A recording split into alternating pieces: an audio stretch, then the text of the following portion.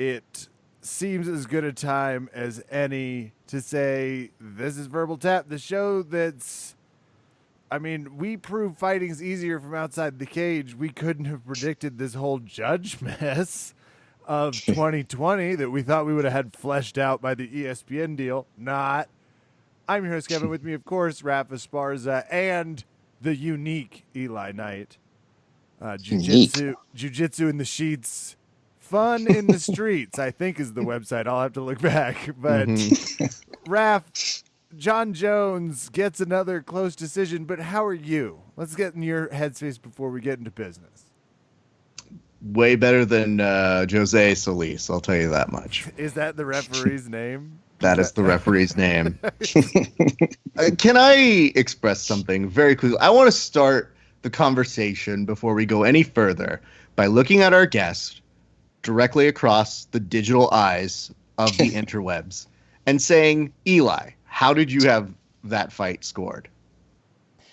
Okay. I was a heavy Jon Jones favorite going into it. I mean, I have a pretty good ability to separate the moral character of a person from their abilities and all that. It's like, Bill like Cosby was still a turn great very comedian. badly. Yeah, Michael Jackson still made great records. I mean, it's just I had this ability honed over the years. So, now I didn't know a whole lot. I'd only seen like one of Reyes' fights ever leading up to this, and then I started studying up on him a little bit, reading about him. To be as disinterested as possible watching that fight, I think honestly it could have gone either way. I think took us on a journey to be like, I don't know, maybe samesies. I could totally have scored that for Dominic Reyes because I could have given him the first 3 rounds pretty handily. And I don't think that the 4 and 5 were dominant enough to offset any score differential in the first 3. That's my opinion about it. But here's the ultimate thing for me. If you're going to dethrone a long-standing, extremely dominant champion, it has to be dramatic. No. And I'm not saying this is how it should be. I'm saying this is kind of how it is because there are emotional factors that play into it.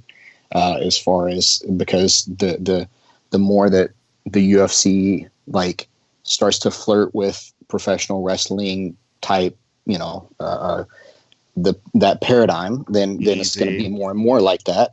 It just is. It's so I think that for anybody that's going to come in and try to win a decision against Jon Jones, it better be dramatic. Yes, they should faint after doing it. They're just like, I just won this fight and I've got so much drama. Flip for a table. Kevin, listen, I need to talk to somebody who I don't know where I stand with now. I might be the lone voice on this one. Where do you stand? What's the score? Tell me now. I've been thinking a lot about this, and I've been trying to. Here's the journey. Why does everyone have a monologue on this bullshit? Just fucking say your answer. The UFC judges use takedowns like the Fast and Furious franchise uses nitrous oxide. It doesn't ever make sense. Sometimes it blows up the car. Sometimes it sends you through buildings. And sometimes they're like, it doesn't matter at all.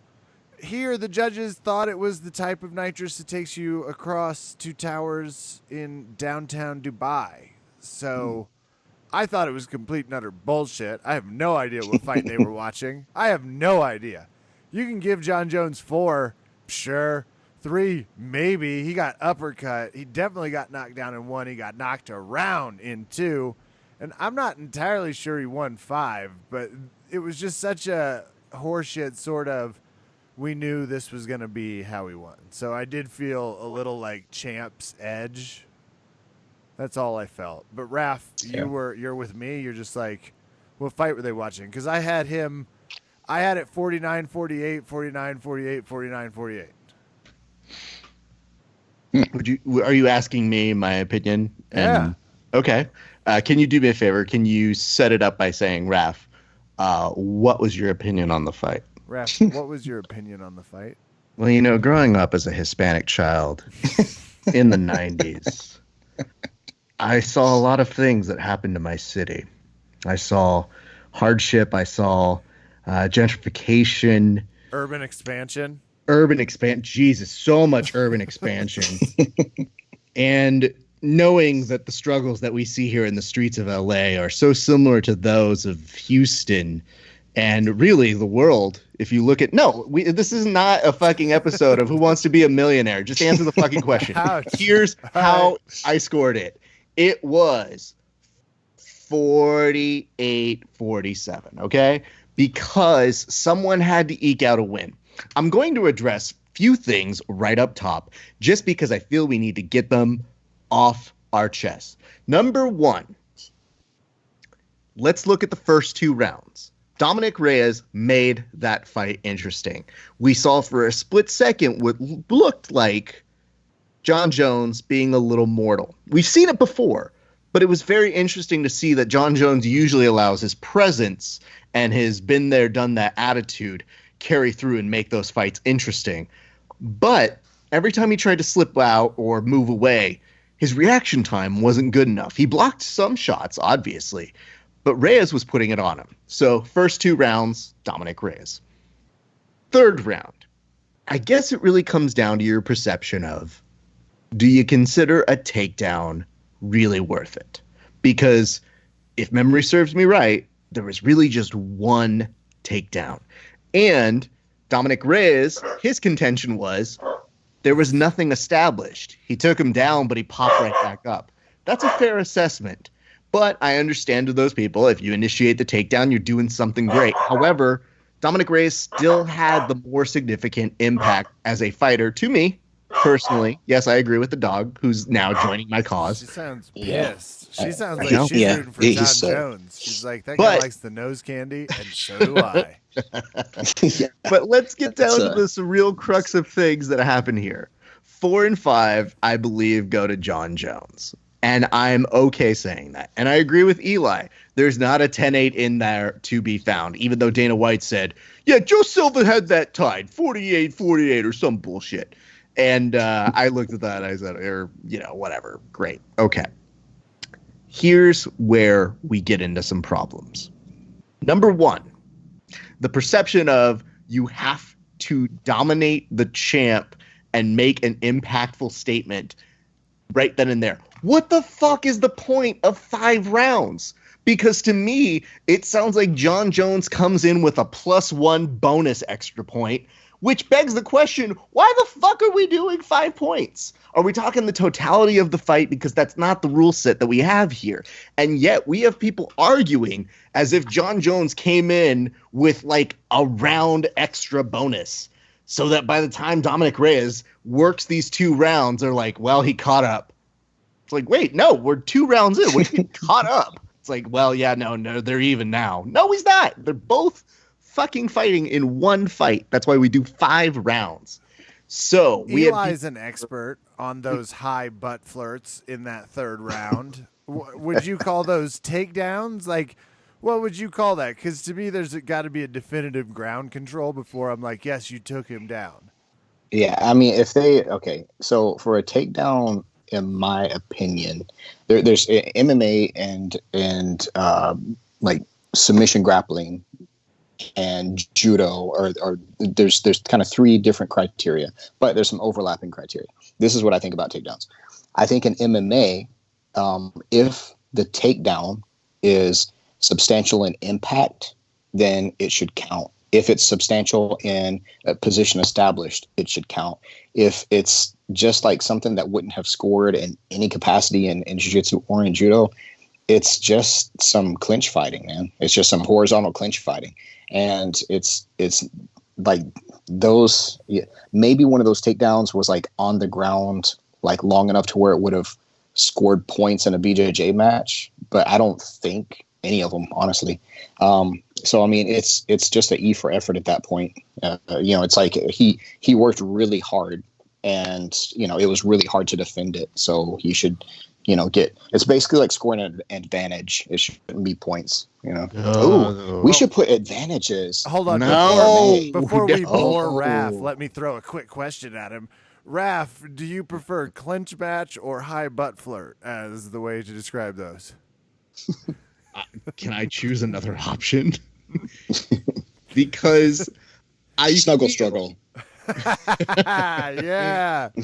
There's no way Joe Rogan's going to be able to say that. There's always an edible in by the time he gets to this fight. He's not going to be able to say snuggle struggle with a straight face. So here's the response that we got from Jon Jones today. There's a lot that we have now with some perspective because we're doing this 2 days after the fight. So people have been able to say some things. Both people have gone on shows, other people's shows, not ours, but they've gone to explain their points. Why haven't you guys gotten Jon Jones yet? What? There's a few reasons, I think. I think if Jon Jones has listened to any episode that we've talked about him, I can almost guarantee we will never see him on the show. We did early on when we were one of the only podcasts, a serial mock podcast, like NPR's of Jon Jones' legal troubles. And I don't know if he has a Kevin Durant like social media obsession. I can see him having it. I don't know. Yeah, he might hold a grudge. And more importantly, the hard part for us is we're all about media accountability, and I don't think that's high on his list of priorities in his life. He doesn't really talk to the media unless he has to. Though he was in a pretty good mood this weekend. And anyway, here's what it says. This is what Jon Jones literally tweeted out a few hours before we went to air today. He said, Dominic outstruck me by literally 12 shots. I scored the takedowns, was the aggressor, controlled the octagon every round, had more significant strikes landed. Dom completely stopped fighting in the championship rounds and has the audacity to be mad at the judges. All right, let's start here. Number one, he was able to close up those significant strikes in rounds 4 and 5. So while that is impressive, they stay within the realm of 4 and 5. They don't carry over. It's not like he does some great work and then he gets part-time overtime that he gets to carry over for a vacation day. Number two, if he's talking about the takedowns, 4 and 5, yeah, do what you want. I totally get that. But number 3, it didn't make the commitment to me. So while I was watching this fight, I couldn't help but think the following. I said, you know what? It's a great fight. And credit to Jon Jones for showing that once it got to rounds 4 and 5, he could dig deep, and he showed us a true championship performance. But when we're talking about the ability to beat a champion, it's a weird fucking thing that, like, you establish these rules and then say, well, fuck it. I just didn't feel he won. So get the fuck out of here, Dominic Reyes. And I think that's the frustrating part because Dom's like, I read the rules. I know the things. Because if you look at Jon Jones, controlling the center of the octagon isn't even a consideration anymore. It's a perspective. It's one that makes you think that they're doing something. However, he's getting outstruck. And that's not even to say that Jon Jones was running away in the first 2 rounds and turning his back entirely. So I get the idea that he wants to say controlling the center, but that center was really divided when he wasn't utilizing it at the times I thought it needed. Anyway, yeah, here's but where that cool little graphic that they have now, though, like with a little, like it looks like a something like they might have on Ghost Hunters, where it has like the green splotches that shows you where the person spent most of their time. Yes. That's an important graphic for the judges because, like, if you had a rough night the night before, you're in Vegas, and then it's like you wake up around mid round 3. And you need some information to look at, and you look at that graphic, and then you hear what people around you are saying, but you mostly have to like rely on the criteria in front of you. And so it's like that little infographic. It's like, ooh, look, he was just like holding the whole center of the ring. You brought up judges, and I feel it's time that we transition to that. So can I make my one little caveat that I think that is important to note? Earlier in the night, at the very beginning, I want to say even the first or second fight of the night during the prelims, the early prelims, Joe Rogan was really mad that a fight result happened. Then later on in the evening, he said something that I knew for sure was going to be problematic because he immediately saw somebody that he perceived to be as a judge and said they weren't looking at the fights. Now, having covered fights, I know there are monitors there. Now, the bigger thing to me is Joe Rogan, who's never heard a conspiracy that he wouldn't give a value to, has now spoken to his decreed followers who take everything as fact. Whereas I have to be somewhat skeptical, especially when I hear very quickly one John Anik being like, well, Joe, it's actually, you can't really tell if that's a commissioner or a judge. And Joe's just like, well, he's not looking at the action. And that's enough evidence for people to make assumptions that they themselves are not seeing. If Jon Jones was being evaluated by these people that we had in question, now we have a conspiracy. And to me, it's one thing to have judges that are a little off, but now we have a whole fundamental system of people who aren't attacking the judge in the way that they should, which is, how did you do 49, 46? Because that's the real criteria that I think is a little off to me. Yeah. So to me, I will say, and I'm pretty sure it was Dominic Cruz who came in to rescue part of it, and I think he identified the problem a little bit better, which was the fact that boxing judges have had issues in Houston. It has been a recurring problem for the UFC there. And I was happy that we got a little bit of context. But at the end of the night, they went into full dump mode. So having said that, Kevin, what make you of Joe Rogan putting a judge on Front Street? I love it. It's my absolute favorite. You're not going to get that in the NFL. Like, they're not going to look over and be like, it appears the referees are conspiring against the Kansas City Chiefs. And his indignance is always one of those, like, I guess if you are listening to Joe Rogan, there's always, you and I have a 40 to 60%, is he just fucked up right now? And his people are not what I would call retraction readers. If you remember the old school newspapers, if someone got facts wrong, they would often print a retraction. Mm-hmm. Well, it required reading it. Usually Rogan people are like, I got the deuce, I'm good. Fake refs, heard it, douche, can't look at the thing. How hard's your job? I could judge these fights. Because I think that's ultimately what it is. I don't think there's a single person that walks into that place with an extra tight shirt on that doesn't think they could judge MMA fights. Oh, yeah. Yeah, I think everybody thinks that it's a lot simpler. But, I mean, and I think there's a lot of people who would just jump on that opportunity to judge it. And it's a horrible opportunity. Like, that's a shit job. Like, and I think it was Dominic Cruz too that they were having the discussion later, and it's like, yeah, I mean, it's like being a cop. I mean, it's like you can do a great job, but you're like supposed to. You're supposed to get it right. You're supposed to help. You're supposed to do the right thing and make the right calls and do the right whatever. But if you fuck up the call, you're not only a disgrace for yourself, but you represent the entire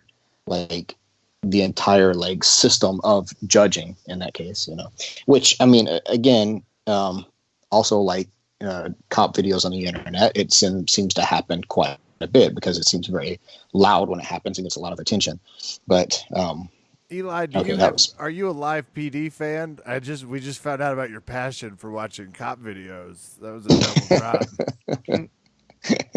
No, I try not to watch cop videos any more than I have to. Well, like any good cop, the judges were distracted giving a DUI to some local and missed the assault and battery in front of them.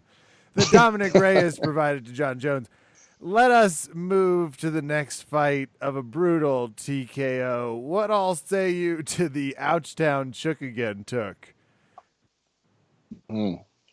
Yeah, I don't think that. I think the only fight that can happen for Valentina at this point is Khabib. I mean, I don't see any other way. There's really no other matchup that makes sense at this point. It's Khabib and Valentina. That's I need to see that fight happen. Can I pitch something to you two, not based on any facts whatsoever? would be a Joe Rogan fan. Perfect. If you did. Oh, you're gonna love this. You're gonna love this. This is real. This is kind of real. Well, it's not real. It's just like so. I heard straight up someone in Conor McGregor's camp, dude, said he wanted to tweet "I'll fight her" and just a picture of Shevchenko. Can you fucking imagine? And that's the end of my Joe Rogan impression. But my honest take is that somewhere in the camp, someone had to take Conor's phone because he had that tweet read, his Instagram read. He's like yelling into his phone. He's like so excited. And somebody was like, do not send it. So I don't think you're that far off, Eli. Yeah. I mean, it's at very least, Valentina versus Conor would be a good fight. That'd be pretty solid. I mean, but I don't see the intergender thing happening anytime soon. So not on U.S. soil, that's for sure. But Russia. Oh no, you go to Russia right now. They'll add a tiger. They'll do this right. Have like a 6-on-3 intergender and like animals and weapons. Who's that one crazy dictator? The Chechen? I don't know. I'll have to look it up. I don't want to. It's Obscuristan. It's not the name this of it. Just in, the bear that Khabib wrestles with is number 8 on the pound for pound UFC list. Wants a rematch. Demands it. Yeah. He'll get it. He's got to go through Valentina first, though. Tough loss for Juan Adams. We were all cheering for him. And also, big guy went down round 1 this time. This I thought was a good omen because we were coming off a few long decisions, and Juan Adams was like, "It's now or never. I will free us from this cage." And Tate was like, "Well, we're free because I knocked you out." Yeah. Yeah, I always hate seeing somebody come in and they're so excited to fight and like on their like home soil, and it's just like they got the crowd behind them. It's just like they're happy and positive energy, and then death. Yeah, it's not quite a good rallying cry. Because my wife, she was like looking at this guy and she goes, "Wow, this kid, he's a homegrown, huh?" And I was like, "Yeah, you can tell this audience. Oh, he's dead. Oh, not okay." Well, that didn't go well. He's a Houstonite. Can we take a break to talk about the celebs in the building? Yes, before please. we get to Iggy doing the Beck dick, which I actually think I effed up on my count. Oh my god, dang it! Tough break for me. So Russell Westbrook's in the house. Mm-hmm. I want to say there was a few basketball players actually at one point. I didn't track all, but I want to say Eric Gordon was in the house. Deshaun Watson, that rocks. Houston was ready for this. They were like, "This is what we got. We're coming." JJ Watt was there, straight off a terrible hosting gig on SNL. JJ Watt never left. He's usually there. That's just where he lives. He has a room in the basement. He's like, "I'm here to hang out in silence, guys." And they're just like, "Yeah, all right." There was so much sports ball players in there. It was like there was the one with the brown like oblong ball that they kick through the H, and then there's the round one through the net. Like there was a lot of it. Very much so. I will tell you though, there was one moment, I forget which celebrity it was or which fighter it was, but my wife goes, "Oh no, it looks like they got their side chick in that." What? She goes, "Yeah, it looks like the camera guy didn't realize that they got the side piece and not the wife in the footage," kind of a look. And I was like, "Oh my God, that's so funny." Then they go over to Holly Berry and she goes, "See, tasteful. They don't have her fucking side piece in the shot because she's goddamn Holly Berry." And I was like, man, my wife picked up on that one real well. So kudos to Kelly for that one. You can hear her podcast coming out called The Side Piece Spotters. Oh, damn it, it's better if I can say it fast. Coming out on the Verbal Tab Network. Look out. Why is Holly Berry always at these?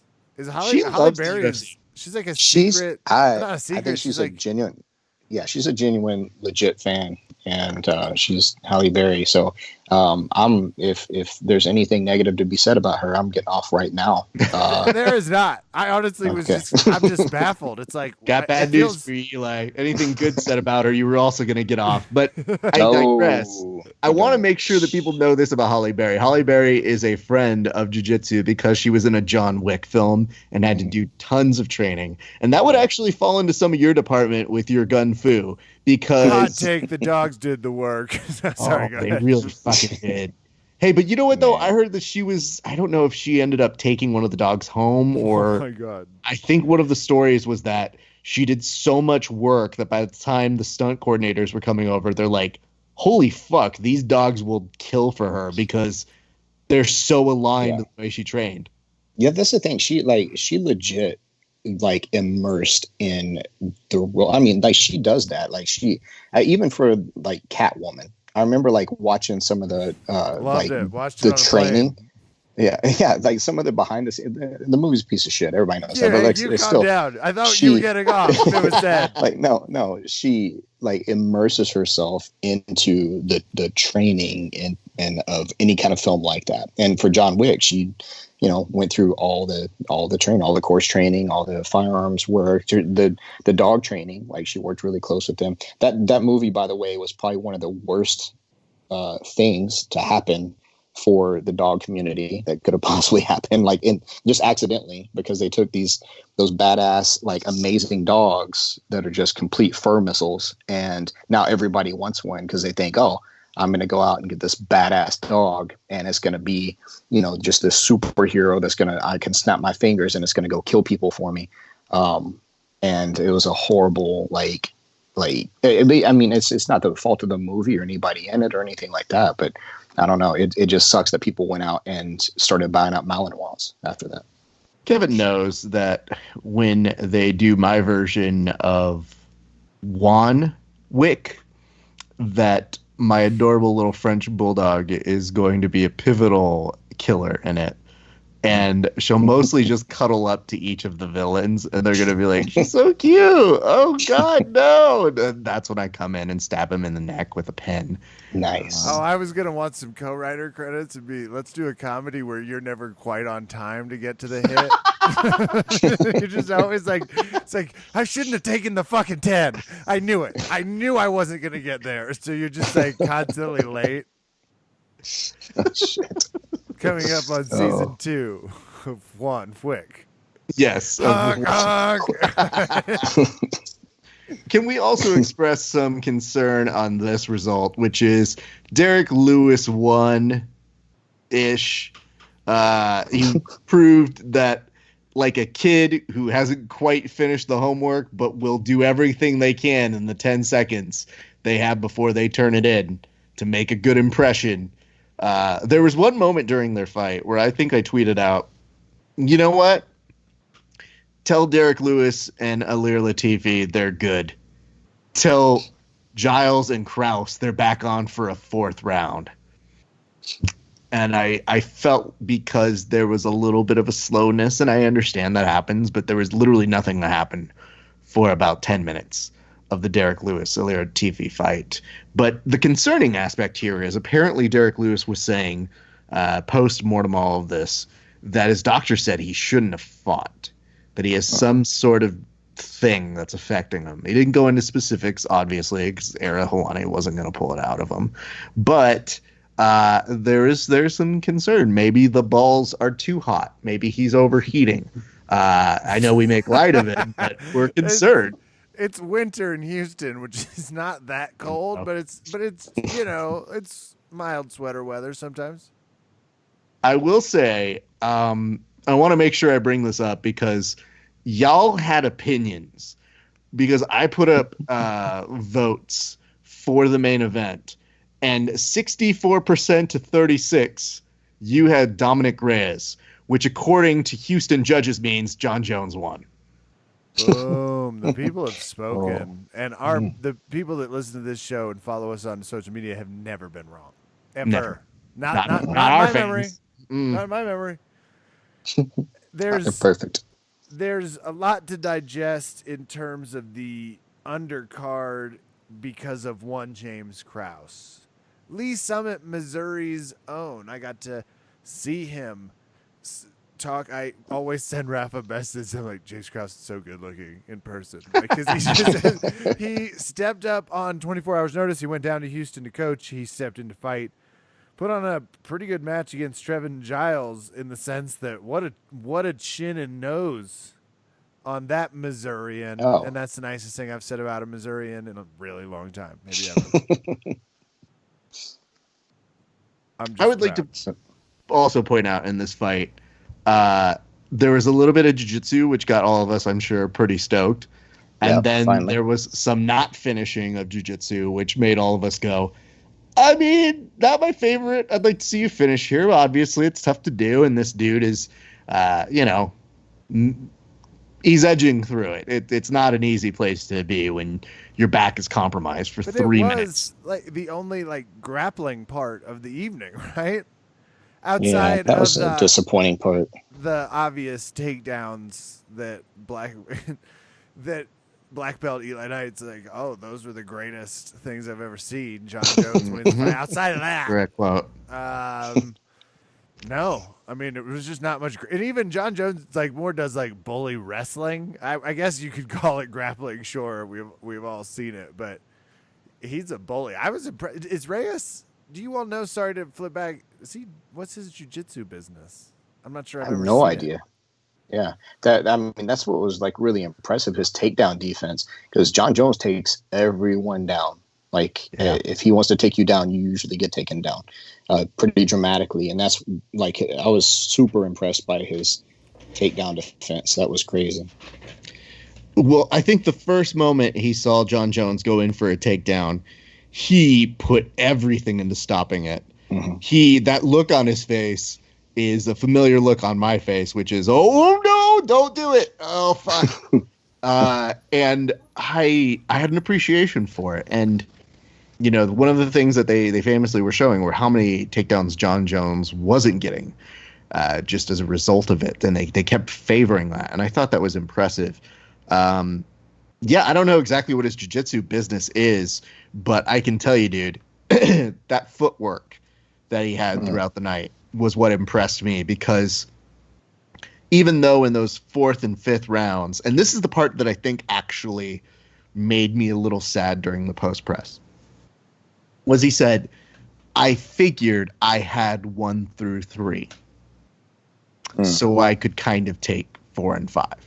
And if you look at the fight, his corner wasn't doing the best job, just from the sound bites that they allowed, that this corner wasn't doing the best job of accurately portraying what was going on. I mean, I think I felt like they were kind of teetering between, and I'm not trying to armchair quarterback this. I mean, they cornered better than I could corner. He fought better than I could fight. All that aside, but they didn't necessarily accurately portray what was happening.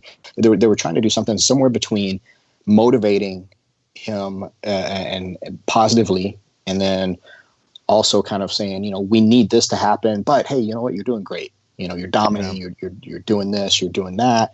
And so that's, I think, where he got. I already won the first 3 rounds. It's unless I just fall asleep or get murked in the last 2 rounds, I'm going to win this fight. That might be a little bit of assumption, but it's kind of reinforced by what he was saying in the post fight. But him saying it like that, to me, it broke a little bit on the sense of, fuck, dude. I don't know that if he had put himself out there that much more, he might have been easier to catch. But the fact that he never stopped moving for 25 minutes was impressive. And I did note that, because I know if I'm ever doing striking or trying to keep my hands up for 5 minutes at a time, come minute 3, it feels excruciating. So to be doing that with a very high caliber person in Jon Jones, I had a moment where I before they said what the result was, I had a feeling. I'm not going to credit it to Joe Rogan. I'm just going to say I had a feeling. I was like, you know what? Jon Jones might eke it out. That just might be the way it goes. And I don't like it. I don't agree with it, but I just have to prepare for it. And when it did happen, I said, you know what? Dominic Reyes got his true Rocky moment because now he's arrived. Now people take him seriously. And that's interesting considering motherfucker has a win over Chris Weidman, who was a previous champ. Yeah. You know, he's got fun things. And Kev, he does have a rear naked choke submission win back at 218 UFC in Michigan. So he also has a front choke against Jesse Glass at Gladiator Challenge Carnage, which, by the way, is a hilarious event that takes place in California. But Gladiator Challenge Carnage sounds like 3 semicolons too many. I love the American Gladiator series, though, so if it's anything like that, I'm in. God, I gotta get the rights to that. Yeah. You and me both, Chica. When they had that tennis ball cannon, that was the part I was like, oh, man. Oh, dodge so that. fun. Hide behind that parapet right there. Oh, you're down to the ones you have to throw now. Oh, shit. Oh, it's Nerf football time, bitches. Mm-hmm. Yeah, here we go. Do you know, as a kid who never thought anything of being an athlete when he was older, I looked at that tennis ball gun and I said, I don't care what I have to do. I want that. And there have been advancements in that sort of technology in our time, but yet I don't want new ones. I want that one. I want that one that goes a questionable amount of speed that looks like it might be at a family batting cage amusement spade for 5-year-olds. But I want to hit a giant target above laser, and I want it now. Yes. Anyway. Well, oh, yeah. Okay. No, I just... Go ahead. No, I'm fighting back a tangent to go on, and I don't want to derail anything too far into. Well, hold on. What kind of tangent are we? Is it a good tangent or a bad tangent? I don't know. Last week you said the mini series, and I wasn't prepared for that, but I'm prepared now. So what do you have stocked in the chamber? Hit me. I've got the Society for Creative Anachronism in the chamber because, like, whenever I was about 12 years old, 13 years old, it wasn't the most confident and secure point in my life as it were. I mean, I had somewhere between a mullet and a skater kind of hairstyle. I was really confused about a lot of things going on in my life, and my dad would force me on the weekends to go to the SCA meetings, the Society for Creative Anachronism, and which is the people who put on the Renaissance Fair. The Renaissance Fair is actually the coolest thing those people ever do. There's a behind the scenes subculture of them getting together and going in character and having like full out battles and dressing and staying in persona and all this stuff in period. The reason that this is being brought up right now is because of the tennis balls.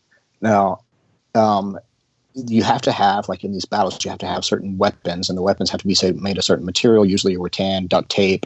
If you saw the movie Role Models, the kid that played McLovin, yes, kind of the stuff that he did, the LARPing stuff, right? Oh, yeah. Yeah, so if you were an archer, if that was part of your character, then you could shoot arrows. The arrows had to be PVC pipe of a certain length with a tennis ball on the end of them and wrapped in duct tape, of course, because that's the standard. And that's what you shot. And so, when those hit, and of course the wounds and the kills were all honor-based system. You had to go to resurrection sites if you were killed in a battle. It was this whole thing. And it's like I dodged such a bullet growing up in that environment, because if I had taken I don't know if you dodged, not literally, I mean I literally dodged those, but literally figuratively dodged a bullet of like I wound up getting laid at around 16. That wouldn't have happened if I had stuck with those kind of things on the weekends, going with those events with my dad. And it was basically American Gladiators and armor, real armor. And I don't know what we're talking about at this point. Can we stop right here? Mm-hmm. I need a moment, because I would like to acknowledge this as the greatest tangent that has ever happened in the history of VerbalTap. I actually podcast. got just awe-inspired around, I'd say, minute 3. I was like, wow. Yep. I did not know where this journey was going, but I'm still on it. And then I just got sideways interested, and there's at least one person that straight up pulled their car over and is like, calling a parent right now. And look, a lot happened just now. Thank you for at least asking. He got consent. That's a great lesson again. Like he said, "Hey, can I give a tangent?" And we were like, "Sure, sure." Yeah. Well, I mean, clarification here, Eli. I need to know: did people not honor the honor system when they were killed? Oh, there was always controversy. I mean, it was a whole thing. I mean, it was, I mean, if someone obviously hit your leg, with enough impact that would have, been a severe blow to the leg, you had to drop to your knees, and you could continue fighting from your knees. But you had to do that, and there's plenty of times that people didn't recognize that. I saw it. Now, the reason I dodged the bullet was because I watched these battles and participated in these events, because I was forced to at the time. But I was not of age yet to participate in the actual fighting part of it and put on the armor and all that stuff. But say it was Lauren Murphy in the Andrew Lee fight. Sorry. No, don't you bring it back into this thing. I'm not done here. I was just gonna keep interjecting updates as he took a breath. No, I have so many more questions. This is so great. And I was gonna cut him off at 58. I wasn't gonna tell anyone. I was just gonna gently walk away and stop recording. But no, this is. I felt like we could have just gotten fades more from off. this. Eli, even more important question. You mentioned that you stopped at a certain age. However, knowing what you know now, would you go back to that? Because you're not the same young child who was not as well versed in the arts of martial. Now you have true knowledge on what to do if someone even is wearing armor, nay, I say an extra lapel in the wrong place. Okay, so when I was doing Filipino martial arts, I guess I was maybe 20 years old or something like that, 19, 20. I would have 100% gone back to that time period because I would have been convinced that I would just mess anybody up with some rattan. It probably was not a real thing, but I mean, I would have definitely capitalized on it now. At that point, at the Filipino martial arts point, yeah. But not now. You got too much to live for now. Yeah, I mean, I've changed my views a little bit over the past, say, 30 years or so. But it was, right. Looking back on it now is pretty pitiful. What some of the stuff going on was. I mean, here's the good news, Eli. It got you through, and it didn't consume you. I'm just saying that was my whole point of the tangent. That's what I was trying to say. Yeah, no, I got it. It was a little long-winded route to go, but No, dude, it's like Parasite. I'm all into it. I'm way into it. It should win all the Oscars. I want that guy to give a speech for me when I die. Have his interpreter say something of I did not know Raph, but in essence, didn't we all not know Raph? And aren't we the better for not knowing him? Thank you very much for this award. Nice. And I feel like I don't need to watch the Oscars now. And to lead off the Fox card, Miles Johns gets KO'd aggressively by Batista, and Williams, Kellen, close to Kevin, it looks a lot like it, but spikier, defeats Alex Bonanno. And that's the point where Raph and I both were watching at the same time. We were. And we were like, wow, there's some great knockouts going on. I do... Before we get to the prelims, want to announce I fell asleep during the Jon Jones walkout. I'm not proud of it. I was a tuckered out guy. Some things were consumed beverage-wise that maybe weren't the best spaced out choices. Straight up fell asleep. Embarrassing, but I wanted to talk about it. I wanted to ask for, fight God's forgiveness. And frankly, I don't think I missed much because I watched it the next day. Thanks, ESPN Plus. Okay, Boomer. I can watch it the next morning. That feels good.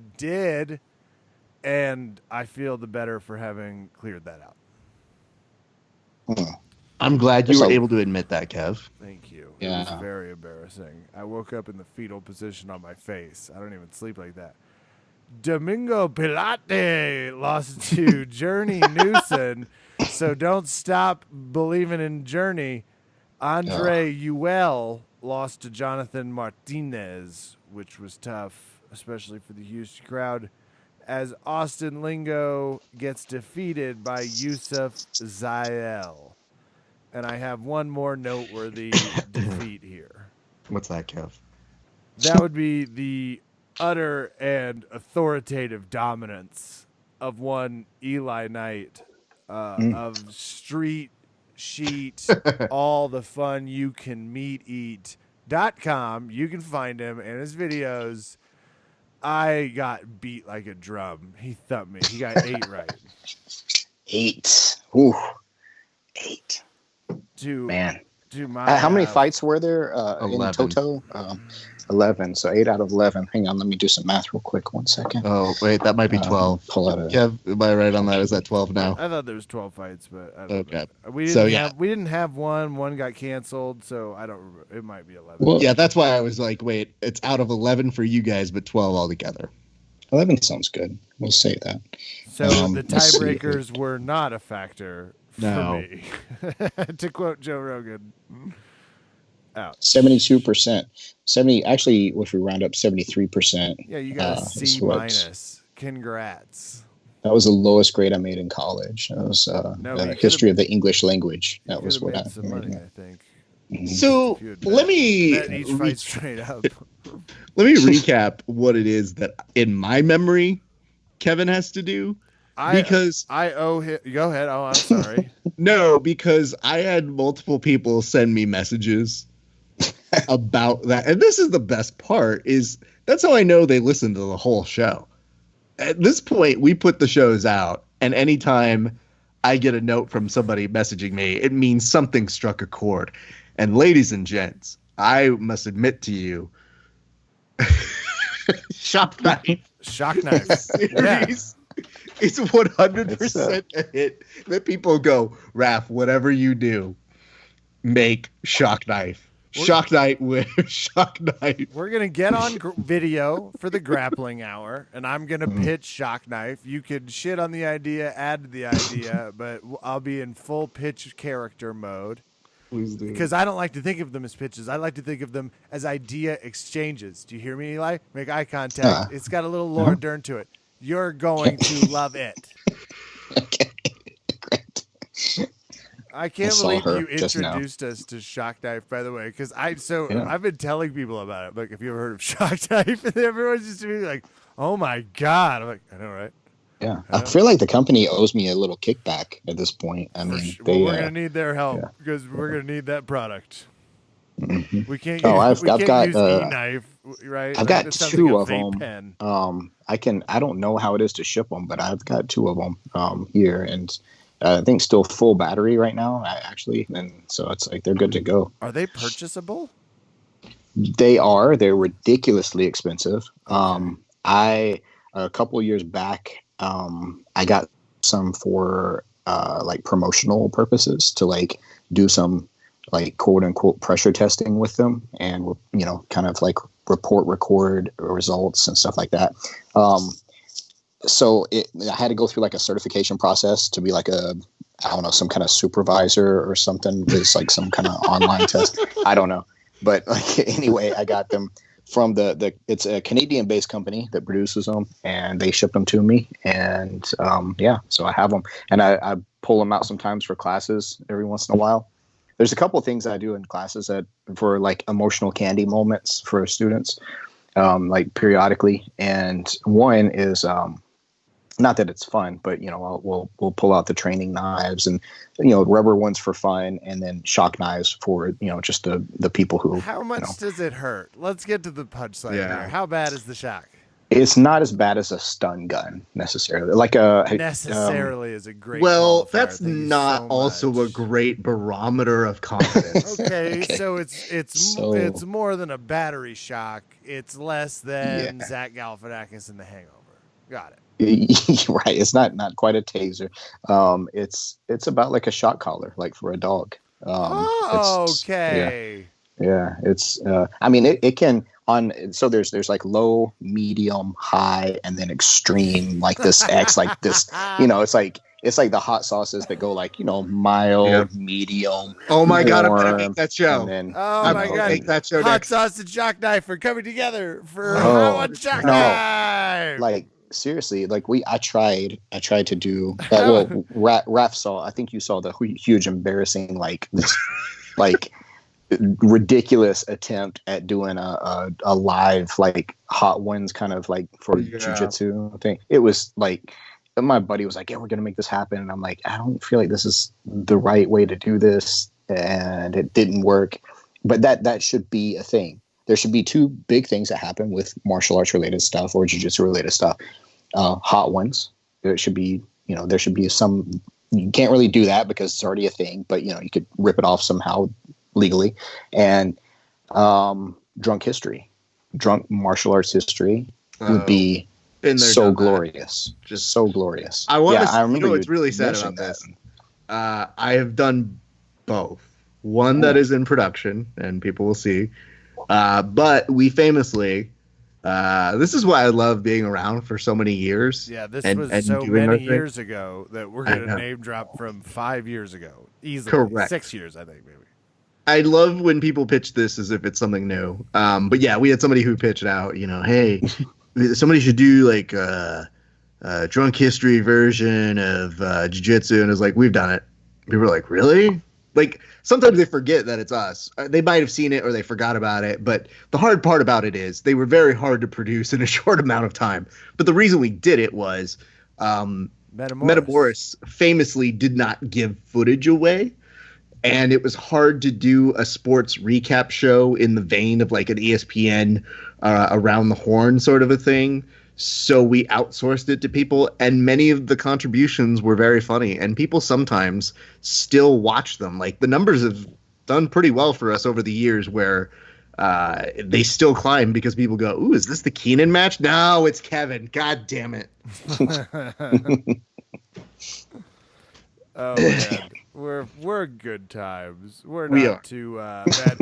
Well, so what are you doing, Eli? You were talking about an event right before this. It sounds like that's in the works, and obviously you do quite a bit of promoting and rocking around. You were just in Charlotte to just be a good partner. That's a lesson for all of you trying to have a romantic +1 in this whole world of ours. But outside of that, what's going on? Let's get some last Eli updates for the crowd who's fallen in love with you. Yes. So all three of you out there, here's what is going on. Now, the next thing I have going on, out of town, I'm going to Decatur, Alabama. And the only reason I would go to Alabama is to see Brandon McCaffrey. Legend. And yep, absolutely. And I've talked about how ashamed that I am of only being a few hours away from that man and not going there to experience his magic. Because I've been a longtime fan of his, and just I have trouble like making those treks. But anyway, I'm going there, and we're gonna have a little meetup between. Obviously, I'm going there to visit him, but Jamie Kilstein is coming over from Arizona. No, where's he at? Arizona. And then Drew Weatherhead of Because Jitsu fame and Reverse Kimura fame now is coming down from which one is the state and which one's the city? Calgary, Alberta. Don't give them the justice of even getting it right. No. From somewhere up in Canada. Yeah, no somewhere north. Flying Furt, what's going on? Because it's so cold. Yeah, is north of the wall. Yeah, thank you. He's coming down too, and so we're all meeting up down in Alabama, and they're actually doing a really cool seminar. They're doing a tandem seminar, like Jamie and Drew are, and so that's going to be some cool stuff because both those guys are just absolutely brilliant. In their delivery of everything from like comic to jiu-jitsu and somewhere in between. But then afterward, they're doing their first live podcast. And so their first guest on their first live podcast will be me and Brandon, BMAC. And so that's going to be a lot of fun. And so anyway, if and everybody's welcome to come to that. I mean, it's like it's open to the public. The seminar is, and of course, and Brandon has a pretty open door policy with his school down there, and it's a 10th Planet Huntsville. Is that what it's called? Yeah. So anyway, it's going to be good times.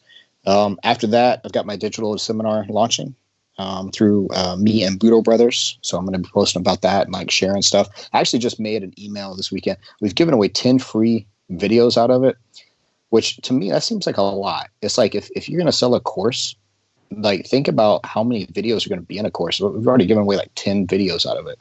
And then we're like, this email is going out like tomorrow is going to have another video in it. So we're just like giving a lot away, but the reason we're doing it is because like I can say that's like less than 5% of the course as those 10 videos.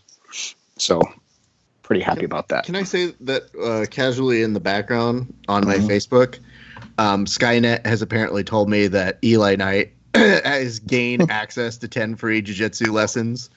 So it is showing me the video, and I want to compliment you in one thing, which is your synchronicity with your partner here on doing the warm-ups together.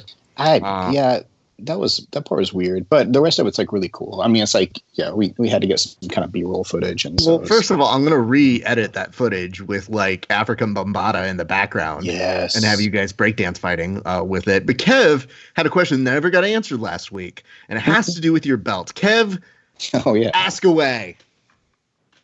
What am I supposed to ask about his belt? He fell asleep again. A blue around the edges belt and Porquet on his black belt. Oh, I never got it. What is it about? What are those?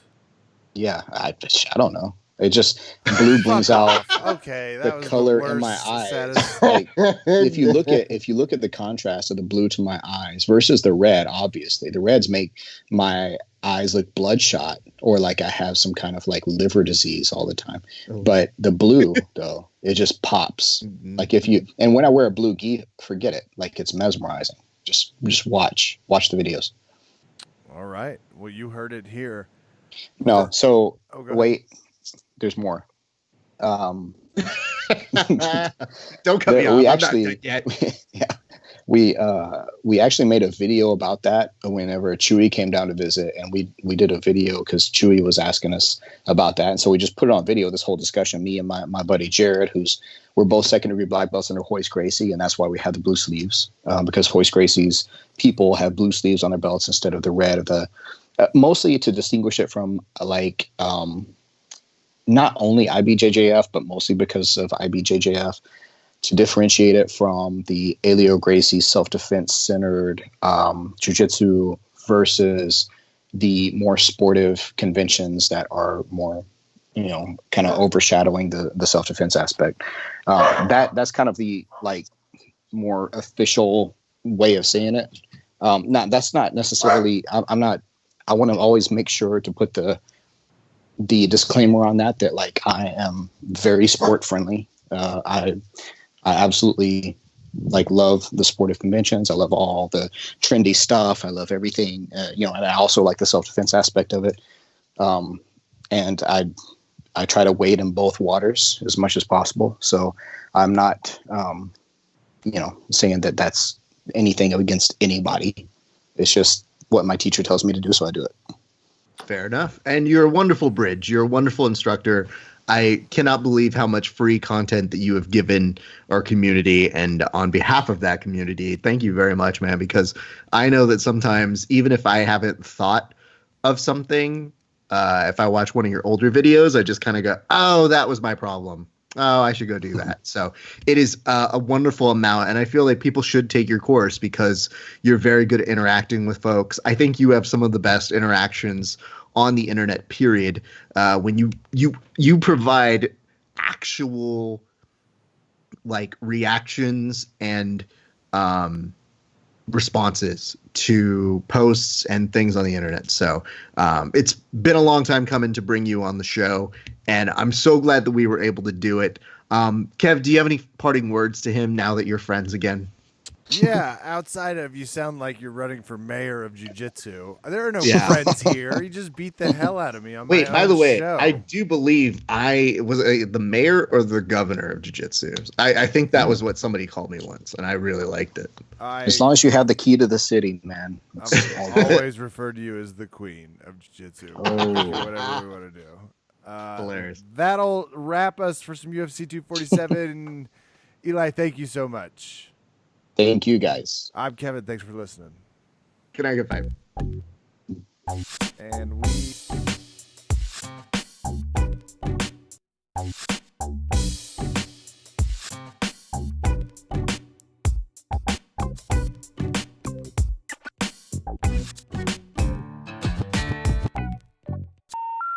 The number you have dialed has been changed.